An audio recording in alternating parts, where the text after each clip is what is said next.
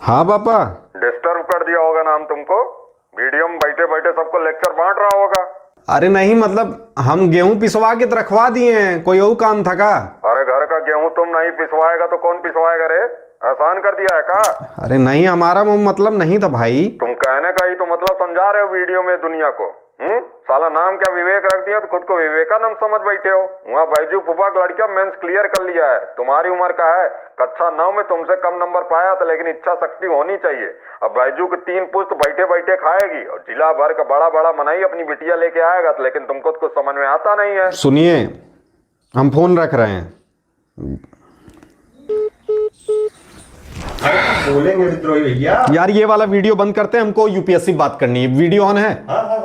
तो हिंदुस्तान के जितने मम्मी पापा हैं, मम्मी पापा के जितने मम्मी पापा हैं, मम्मी पापाओं के जितने नात रिश्तेदार हैं, उनके मम्मी पापा हैं, उन सबसे हमारा एक ही प्रश्न है कि आप लोगों को ये कौन बता दिया कि यूपीएससी निकाल लेने के बाद इंसान जो है सीधे आदमी के रूप से भगवान के रूप में बदल जाता है? लौंडा पेट में से निकला नहीं, आप यूपीएससी के फार्म का चादर उसके ऊपर उड़ा देते हैं और बोलते हैं बेटा एक बार यूपीएससी निकाल लिए तो 3 पुश्त आराम से बैठ के खाएगी। अरे हम 3 पुश्तों का ठेका ले रखे हैं और 3 पुश्तों का इसे आराम से तो खिया नहीं पाएंगे। अधिकारी के वेतन में 3 पुश्त तो खा नहीं पाएगा, उसके लिए हमको दीमक बन के देश को खाना पड़ेगा। तो हम ऐसा काम काहे करें भाई? लौंडा यहां अपना पिछवाड़ा 6-6 साल तक मुखर्जी नगर में यूपीएससी तैयारी में घिस दे रहा है, बाल झड़ जा रहा है। 6 साल के बाद ऐसा लगता है कि मुंडा और पिछवाड़ा एक जैसा हो गया है, लेकिन यूपीएससी निकाल नहीं पाता। प्राइमरी मास्टर जरूर बन जाता है, फिर वही डायलॉग वो अपने बेटे को बोलता है, बेटा एक बार यूपीएससी निकाल लिए तो 3 पुश्त आराम से बैठ के खाएगी। अरे 3 पुश्त तो पता चल गया वो पैदा होना कैंसिल कर देंगे, पेट ही में रह जाएंगे। और क्यों निकाले हम यूपीएससी? यूपीएससी निकाल के ऐसा क्या हो जाएगा? पावर मिलेगा, बत्ती मिलेगी, देश बदलेंगे, दुनिया बदलेंगे, टॉप ब्रेन कहलाएंगे ना?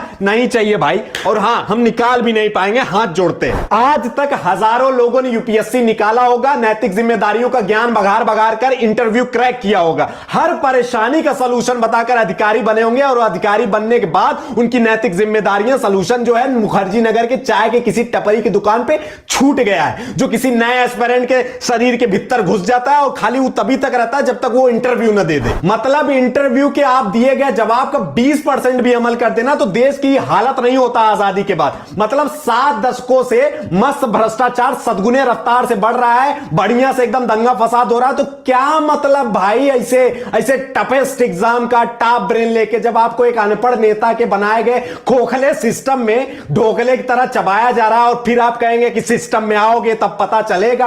अरे तो सिस्टमों सुधारेगा कौन मालिक? साला यूपीएससी निकालने वालों का तो समझ में भी आता, लेकिन तैयारी करने वालों का सामान में अलग भौकाल है। मतलब तैयारी करने के नाम से बियाह सेट हो जा रहा है, लौंडा भले मुखर्जी नगर में बैठ के सिगरेट से जो है धुएं के बादल बना रहा हो, बाप यहां गांव में 25 लाख 30 लाख 40 लाख रुपए बोली लगाना चालू कर दिए हैं। हर साल 8 से 10 लाख लोगों का आवेदन आता है और सीट संख्या 1000 से भी कम है। 2-3 लाख लोग वो होते हैं जो अपने माई बाप का सपना पूरा करने के लिए आए, 3-4 पुस्तक व्यवस्था करने के लिए कि आगे आए तो खा पी ले आराम से। 1-2 लाख लोग वो हैं जो ग्रेजुएशन कर लिए, उनको कुछ फरिया नहीं रहा है कि क्या करें, चलो यूपीएससी की तैयारी कर लेते हैं, परीक्षा देंगे। 4 से 5 लाख लोग वो हैं जो नियम पूर्वक ट्रेंड को फॉलो कर रहे हैं सरकारी नौकरी की एग्जाम देने का, जिसमें से बचते हैं 50 से 60 हजार लोग। वो लोग हैं जो सरकारी नौकरी इनको नहीं मिली तो उनकी प्रेमिका से उनकी शादी नहीं हो पाएगी। जो बचते हैं वो यूट्यूब पे मोटिवेशनल स्पीकर के स्पीच सुन के परीक्षा देने आ जाते हैं। और हां, हर साल जितने लोग आवेदन नहीं भरते उससे ज्यादा साला कोचिंग सेंटर है, और हर कोचिंग सेंटर के होर्डिंग पे लगा है हमारे यहां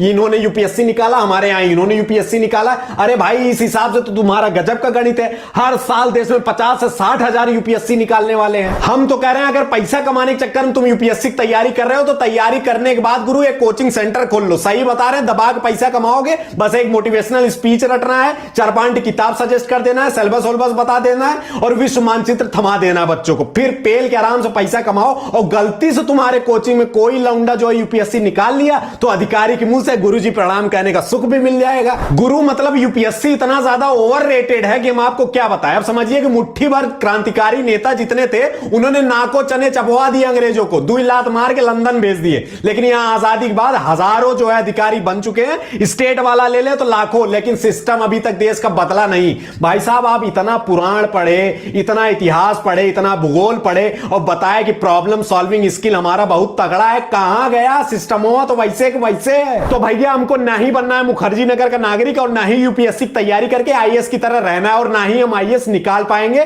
और ना ही हम रोज रोज झूठ बोल पाएंगे कि भैया हमारा 2 नंबर से रुक गया, भैया हमारा 3 नंबर से रुक गया। अरे चाचा, हमको बवासीर हो गया था ना लास्ट टाइम, इसलिए मेंस का एग्जाम नहीं दे पाए। पापा लोग, आप हमारे मालिक हैं, बस एक बात को समझिए, जैसे देश में सिविल सर्विस है वैसे और भी काम है और उतने ही जरूरी है देश के लिए, बशर्ते नियत होनी चाहिए। और ये कहना बंद करिए मालिक, एक बार यूपीएससी निकाल लिए बेटा तो समाज में इज्जत बन जाएगी, और ये समझना चालू करिए कि खुद की इज्जत बनाने के लिए नहीं, समाज की इज्जत बनाने के लिए यूपीएससी निकालना पड़ता है। तो अंत में यही कहेंगे कि हे पापा सुनिए, हमको एक्टर बनना है भाई, ये अधिकारी बन के एक्टिंग नहीं करनी देश सुधारने की।